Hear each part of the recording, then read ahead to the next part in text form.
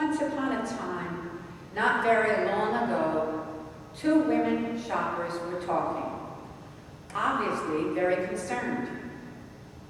Buying Christmas gifts for family and friends is one thing, and I am glad to do it. But I'm afraid Santa Claus is taking over. He is causing many people to forget the real significance of Christmas. I agree. After all, it is Jesus' birthday, her friend responded. Now, Santa overhears a lot when he is out making his list of who's been naughty or nice. And much of what he hears goes in one ear and out the other. But this Christmas, he couldn't stop thinking about what the women had said. Even while helping the elves load his sleigh on Christmas Eve, those awful words rang in his ears. Could they possibly be right? As he went from house to house delivering toys, Santa couldn't stop worrying. Some people do forget Jesus on Christmas. Could it be his fault? Santa's last stop, as usual, was at a church that had a life-size nativity scene. Every year, Santa loved to be the first person to wish Jesus happy birthday, and he always brought a special present for the Christ child. But this year, Santa's footsteps were slow and heavy. He opened the door at the back of the church and crept into the very first pew.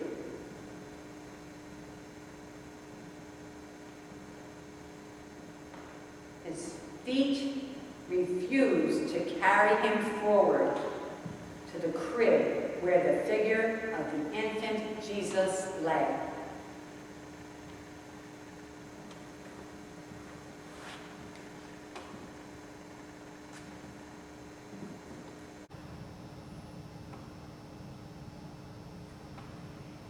He hid his present under the pew. He had never felt so drained. A tear rolled down his cheek. Even though children had left him cookies and milk and many loving letters, he still couldn't remember when he had felt so sad or so alone. What's wrong? Giving presents was always such a joy before, Santa thought out loud.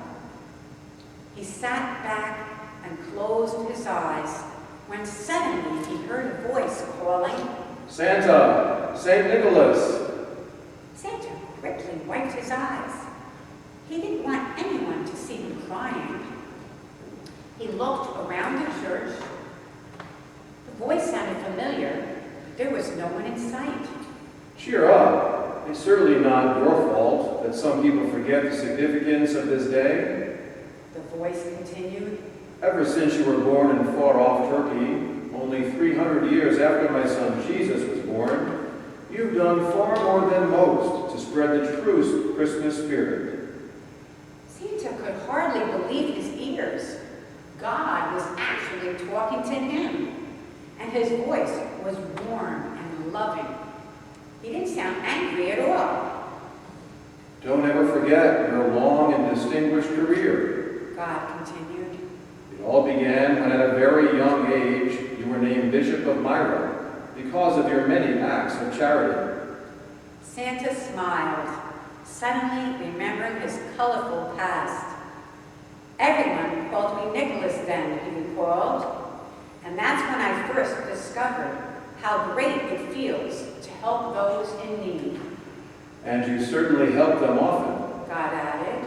Remember that poor merchant who didn't have enough money to pay for weddings for his 3 daughters?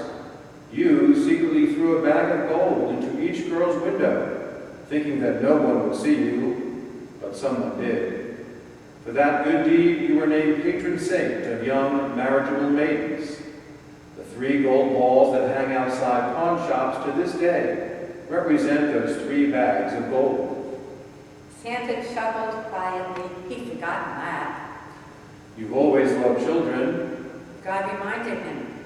Among many other good deeds, you were credited with rescuing some young boys from a horrible death and were named the patron saint of children. That's the title I treasure most of all, Santa admitted.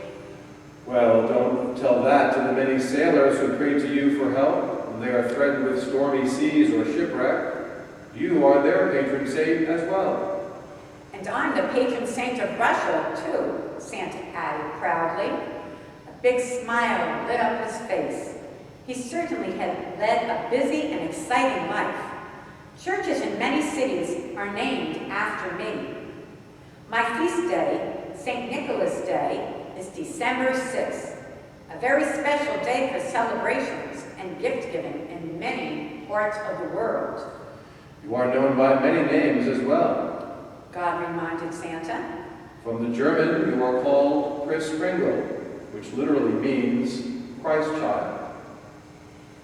That's true, but my most popular name is Santa Claus, Santa interrupted. Some say it comes from the Dutch Sinterklaas, but I like to think it comes from the way small children say Saint Nicholas. Saint Nicholas. Saint Nicholas. Santa Claus. Santa pulled thoughtfully on his beard and looked down at his bright red suit. Red had been his favorite color ever since he wore the red robes of a bishop. But he hadn't been so fat then. Actually, he has only had his round belly for a relatively short time. In 1823, when his friend Clement Moore wrote the famous poem, The Night Before Christmas, it depicted Santa as having a round little belly that shook when he laughed like a bowl full of jelly. Soon, many people were drawing pictures of Santa. The famous political cartoonist Thomas Nast, who created the Republican elephant and the Democratic donkey, was one of the first to draw him with a long white beard and round belly. Later, the Coca-Cola Company featured a jolly Santa Claus in their Christmas advertisements. Since then, with the help of television, magazines, and newspapers, the figure of Santa Claus is now known everywhere. Jesus and I want to thank you for helping spread the good news about Christmas to every corner of the world. God said softly. Every year you help millions of people, young and old, show how much they love one another. Because of you, people everywhere fill their hearts with joy and love on Jesus' special day. Thank you, God, Santa whispered. He felt better than he had felt for months. His was a very special job after all. Santa jumped up.